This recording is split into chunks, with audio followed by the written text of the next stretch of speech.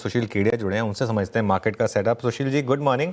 पहले आज global market से शुरुआत करते हैं क्योंकि काफ़ी मूविंग पीसेस हैं यहाँ। डोनाल्ड ट्रंप साहब आ गए हैं और अगले महीने तो वो कार्यभार संभाल लेंगे। उससे पहले ऑलरेडी चाइना और यूएस के बीच में वो tariff war, tit for tat, वो सब शुरू हो गया है।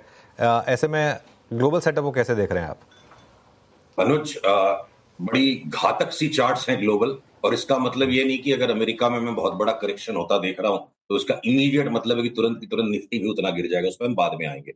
एक बार चार्ट्स को देखते हैं, बड़ी रोचक चार्ट्स हैं। टीसीआर अगर हो सके तो आप कृपया इस चार्ट को दिखाइए, नैस्डैक की, मेरे स्क्रीन पर है। देखिए, ये जो टर्मिनल ट्रायंगल पैटर्न बन रहा है, इसके अंदर 1% संभावना होती है कि ऊपर तक ऊपर चलता चला जाए, और 99% संभावना ये है कि नैस्डैक करीब 20% गिर जाएगा तरीके से। तो अगर ये 20% का फॉल नैस्डैक में आता है, 17,000 तक का नैस्डैक हो जाएगा। इसीलिए आईटी स्टॉक्स में मंदी है, ये सोचना गलत होगा। आईटी स्टॉक्स की चार्ट सब तैयार है इंडिया में, नैस्डैक पे मत जाइए। सिमिलरली एसएनपी की भी चार्ट जो है अब बड़े करेक्शन की तैयारी कर चुकी है। आप देखो, सेम टर्मिनल ट्रायंगल पैटर्न है। और सबसे ज्यादा खतरनाक चार्ट जो है, पीसीआर बने रहिए। मैं एक चार्ट और दिखाना चाहूंगा। यूएस इंटरेस्ट रेट्स भी जो है अब कूदने के लिए ऊपर तैयार है, ऊपर कूदने के लिए तैयार है। पता नहीं मार्केट इस बात की तैयारी कर चुका है कि ट्रंप साहब बड़े कठोर निर्णय लेंगे आते के साथ, या कोई बड़ी ग्लोबल घटना हो जाएगी। ये आने वाला समय बताएगा। पर देखिए, ये हम अगर यूएस 10 ईयर बॉन्ड यील्ड की चार्ट्स में देख रहे हैं, 4.9 तक की हम उछाल की संभावना देख रहे हैं। और ये किसी भी दिन अचानक शुरू हो जाएगी आजकल में। अब और भी चार्ट्स हैं, पर मौखिक तौर पे उसे बताता हूं। वॉलेटिलिटी इंडेक्स भी वहां जंप मारने को रेडी है। और क्रूड की चार्ट जो सबसे घातक चार्ट है, ये क्रूड लगता नहीं 61-62 डॉलर की मंदी हो और ये $100 का आंकड़ा भी पार कर जाए शने शने 1.5-2 महीने में। बिटकॉइन में 35% का कोलैप्स नजर आता है। तो बिटकॉइन रिस्क ऑन का सबसे बड़ा इंडिकेटर है। ये प्योरेस्ट कमोडिटी है, इसमें कभी स्कैरसिटी नहीं होती। पर क्रूड ऑयल में स्कैरसिटी भी फैक्टर काम करता है और रिस्क ऑन भी। तो अगर कोई स्कैरसिटी ड्रिवन बड़ी पुश आएगी क्रूड में, बाकी ग्लोबल मार्केट का सेंटीमेंट बाकी जो चार्ट्स में बता चुका हूं उससे खराब लगता है। तो क्या पता, मैं अनुमान लगा रहा हूं सारे चार्ट्स को देख के कि आने वाले दिनों में, अगले 4 से 6 सप्ताह में, कोई भयावह जियो पॉलिटिकल सिनारियो प्ले आउट कर जाए, साथ साथ में ट्रंप के आने के बाद जो एक युग परिवर्तन सा होगा। तो सुशील, इसमें एक चीज है, आपने नैस्डैक पर बड़ी गिरावट की बात की, तो उसमें क्या लीड करेगा? क्या एनवीडिया और टेस्ला लीड करेंगे उस गिरावट को, या बाकी के फैंग स्टॉक्स? देखिए, टेस्ला पे अनुज अपनी बात हुई थी 6 महीने पहले कि ये डबल हो जाएगा यहां से। और अब टेस्ला के स्टॉक पे हमारी एक बहुत ही रोचक फोरकास्ट है कि ये आधे से ज्यादा हो जाएगा नीचे, मतलब 50% से ज्यादा गिर जाएगा, हो सकता है 70% गिरे।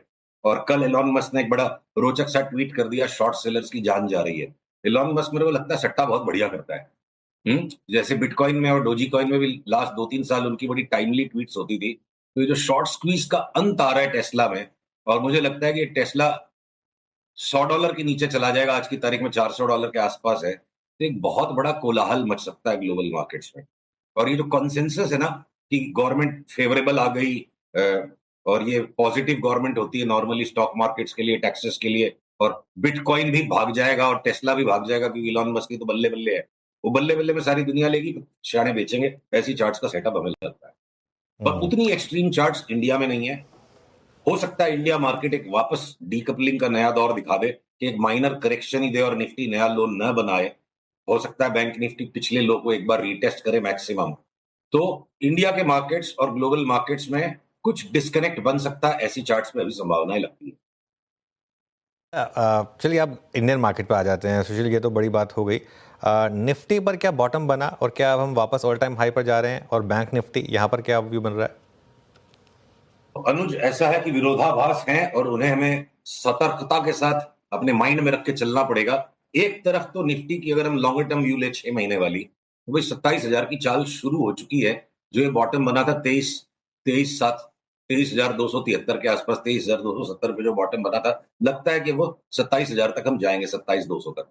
पर इस बीच में जो एक बार ये जो रैली हो गई है 1500 करीब पॉइंट्स की, ये 1500 पॉइंट में से 700 पॉइंट करीब एक करेक्शन आ जाए with in the rally, 1500 point की मूवमेंट के बाद 500-700 पॉइंट का पुल बैक आके चले मार्केट, इससे ज्यादा करेक्शन अभी तो निफ्टी पे नजर नहीं आता है।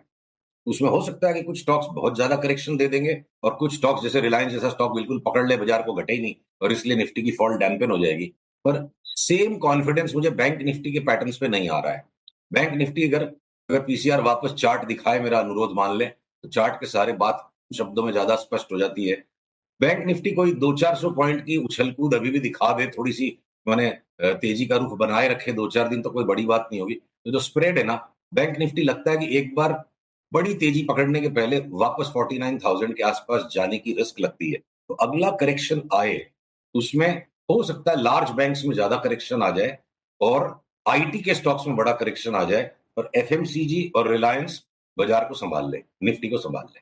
अभी तक की चार्ट्स ऐसी हैं, बदल जाएंगी तो फिर अगले सप्ताह मुझे नई बात करनी पड़ेगी। चलिए अब बात करते हैं कुछ स्टॉक स्पेसिफिक। जो आपने मुझे कुछ आपके चार्ट्स भेजे, उसमें आरबीएल बैंक और बंधन पर आप काफ़ी बुलिश लग रहे हैं। किस तरीके के पैटर्न्स हैं यहाँ पर? देखिए, आरबीएल बैंक में ना, अगर पैटर्न्स की बात हो रही है, पीसीआर को वापस चार्ट दिखानी पड़ेगी। देखिए, आरबीएल बैंक में ये जो लेग आया था नीचे से, आ रही है चार्ट स्क्रीन पर, देखते हैं। 2022 में जो 75 रुपए के भाव से 300 रुपए तक भागा था, 400 फोर बैगर हो गया स्टॉक 2 साल में। और उस समय भी यही सवाल था जब हमने बात करी थी कि 300 रुपया हो जाएगा, भाई ऐसा क्या आ जाएगा बैंक में। तो कोई भी आसमान को फाड़ देने वाली या धरती को हिला देने वाली कोई भी न्यूज डेवलप नहीं हुई, फिर भी स्टॉक 4 गुना हो गया। ये 4 गुना होने के बाद इसकी जो एक साइकिल करेक्शन की आ गई, अब मेरे को लगता है वापस ये 150 के आसपास का जो बॉटम बनाया है, ये स्टॉक दोबारा 4 गुना होगा यहां से। कारण क्या आएंगे, वो कारण जाने बिना अगर हम व्यापार नहीं कर सकते तो ठीक है, ये मासूम लोगों का स्टॉक है। जरूरत से ज्यादा बुद्धिमान आदमी इतना बड़ा पैसा नहीं बना सकता कभी भी। तो पैटर्न बता रहे हैं। ये जो लो था, इस लो को मैं 146 को स्टॉप लॉस रख के मैं अगले 2 साल में 500 से 700 रुपए तक की चाल का इंतजार करूंगा। फोर बैगर यहां से लगता है। और बंधन बैंक में भी देखिए, आरबीएल जितनी स्मूथ पैटर्न नहीं है, फिर जितना दबा दबा के कोई इसका माल लिखता जा रहा है, ये किसी भी टाइम यहां से उछले और ये 176 वाला 500 550 हो जाए, ऐसा मुझे लगता है। और ये चाल कब ट्रिगर करेंगे हम, एक्यूमुलेशन हो जाने दीजिए। जब ये लाइन तोड़ेगा 190 के ऊपर, जब बंधन बैंक चलेगा, डिलीवरी उठा के हम बैठ जाएंगे, 500 तक ही लेंगे नहीं। ऐसे पैटर्न्स हैं इसमें।